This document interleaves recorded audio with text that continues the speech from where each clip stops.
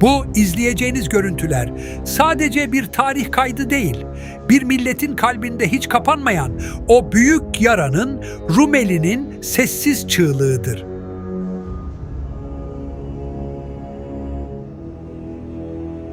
Balkan Savaşları'nın o en karanlık, yürek burkan ve kan donduran anlarını sizlerle beraber izleyeceğiz.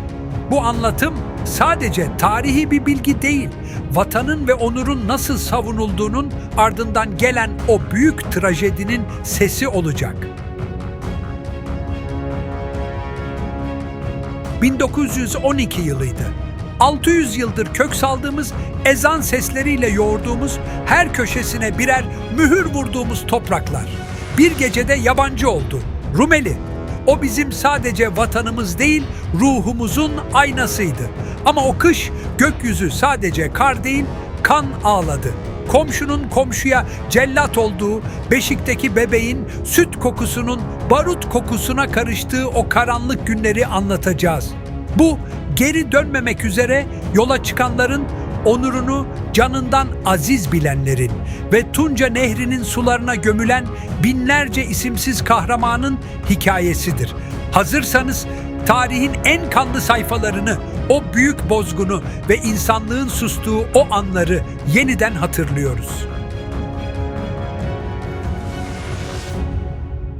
O karanlık günlerin sessiz çığlıklarını, bizzat o cehennemi yaşayanların kaleminden ve yollara savrulanların ayak izlerinden takip etmeye devam edelim.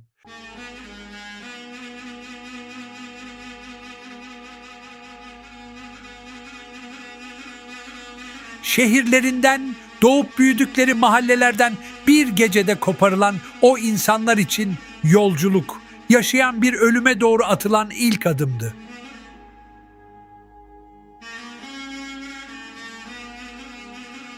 Üsküp'ten, Manastır'dan, Selanik'ten yola çıkan 10 binlerce aile, yanlarına alabildikleri tek bir çıkınla uçsuz bucaksız bir çamur deryasına daldılar.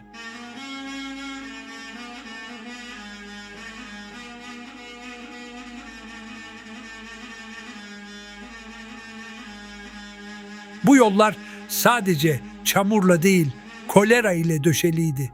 Kirli su ve açlık göçmenleri bir orak gibi biçiyordu.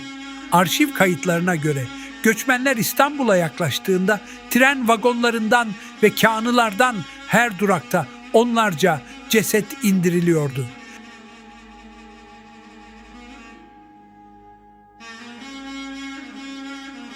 Bir annenin kucağında koleradan son nefesini veren yavrusunu defnedecek bir karış kuru toprak bulamadığı için yol kenarına bırakıp yürümeye devam etmek zorunda kalışını hangi yürek kaldırabilir? Sadece hastalık değil, yol boyunca pusu kuran çetelerin saldırıları da birer kabustu.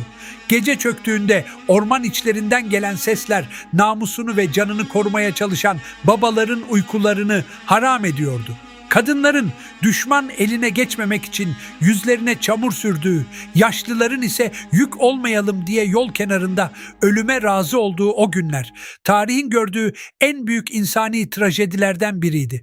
Onlar artık mülk sahibi değil, kendi vatanlarında birer sığınmacıydılar.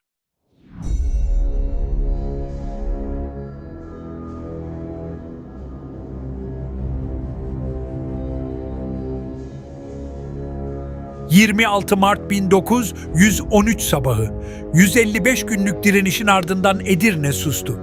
Şükrü Paşa şehri teslim ettiğinde halk silahların susmasıyla huzurun geleceğini umuyordu. Oysa asıl cehennem o an başladı.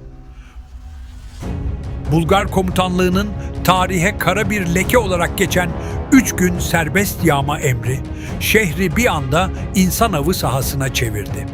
Uluslararası Carnegie raporuna ve Doktor Rifat Osman gibi tanıkların kanlı notlarına göre Kıyık semtinde insanlık vicdanı kanatıldı.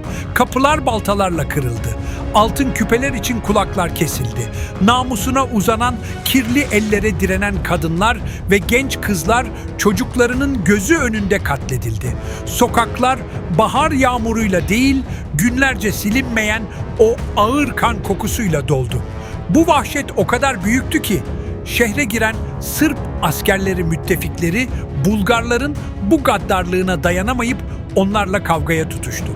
Edirne artık sadece bir toprak parçası değil, onuru paralanmış, evlatları kılıçtan geçirilmiş bir yas eviydi. Her köşe başında bir infaz, her evde bir feryat vardı.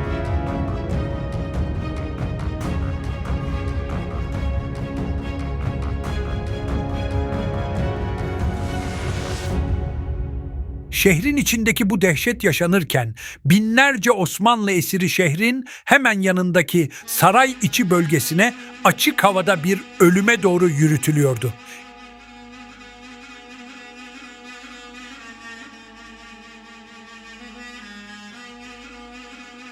Esirlerin o bölgede hayatta kalmak için verdiği o inanılmaz açlık mücadelesini iyi dinleyin dostlarım.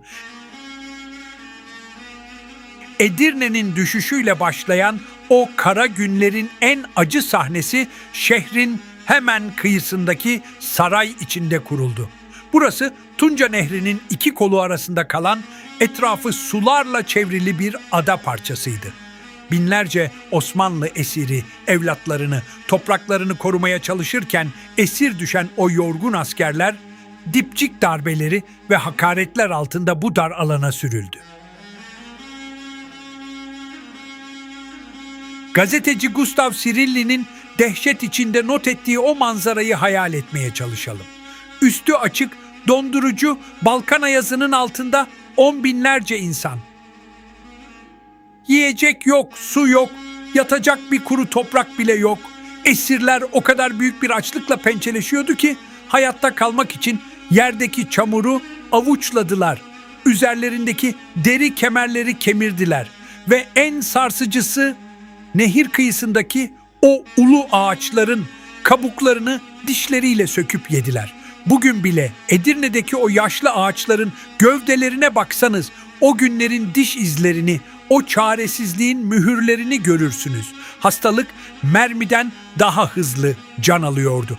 Kolera ve açlık yüzünden her gün 30-40 vatan evladı olduğu yere yığılıp kalıyordu. Gömülmelerine dahi izin verilmedi. Ölenlerin bedenleri nöbetçiler tarafından Tunca'nın bulanık sularına fırlatıldı. Nehir günlerce su değil, bir imparatorluğun son çocuklarının cansız bedenlerini taşıdı. O sular sadece Edirne'den değil, insanlığın vicdanından da akıp gidiyordu.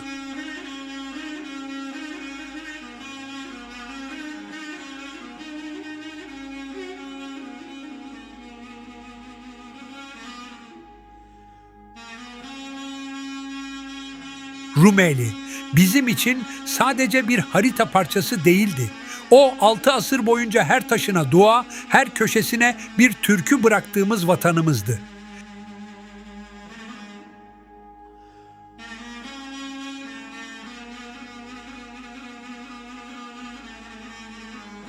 ...1913'ün o kanlı baharında o topraklarla birlikte ruhumuzun da bir parçasını orada bıraktık. Bugün Edirne'ye gidip saray içinin sessizliğine kulak verirseniz, rüzgarın hala o esirlerin feryadını taşıdığını hissedersiniz.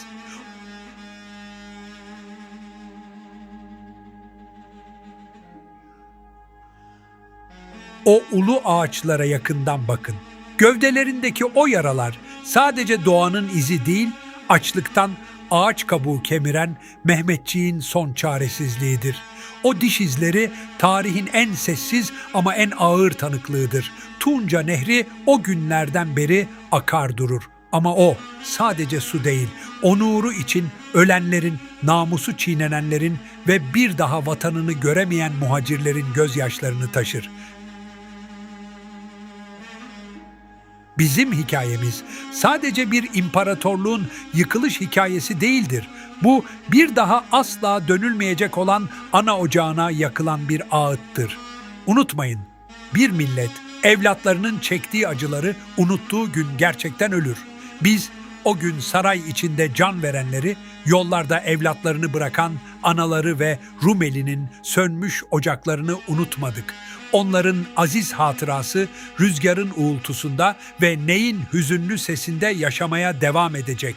Ruhları şad olsun.